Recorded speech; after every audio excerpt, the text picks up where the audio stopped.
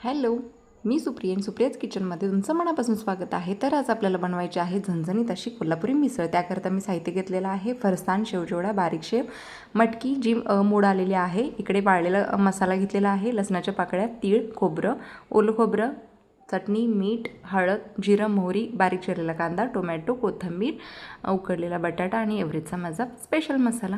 तर आता मी इकडे मसाला भाजण्याकरता घेतलेला आहे. तो आता ओलं खोबरं, वाळलेला सगळा मसाला हे एकत्र करून आपल्याला ते मिश्रण बारीक करून घ्यायचं आहे.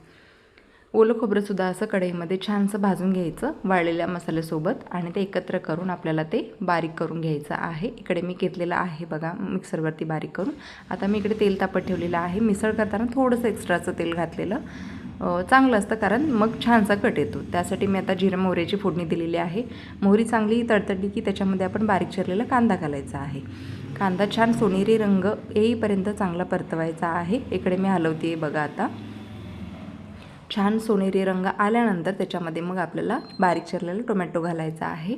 टोमॅटो पण चांगला भाजल्यानंतर त्याच्यामध्ये मटकी घालायची आहे जी मोड आलेली आहे. त्याच्यानंतर हेही चांगलं परतवून घ्यायचं आहे. चांगलं भाजत आल्यानंतर असं काहीचं दिसतं. त्याच्यानंतर मग आपल्याला ओला मसाला घालायचा आहे, जो आपण मगाशी ओलं खोबरं आणि सुक्या मसाल्यासोबत तयार केलेला आहे. त्याच्यानंतर हळद, लाल तिखट, चटणी आपली जी घरची असते ती, त्याच्यानंतर मीठ, मसाला सगळं एकत्र करून छानसं परतवून घ्यायचं आहे तेल सुटेपर्यंत.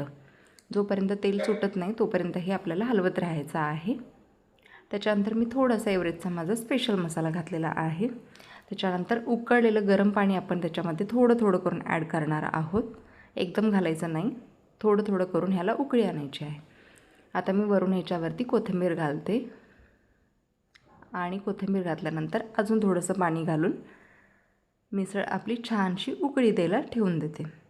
आता मी झाकण असं लावून उकळी काढून घेतलेली आहे.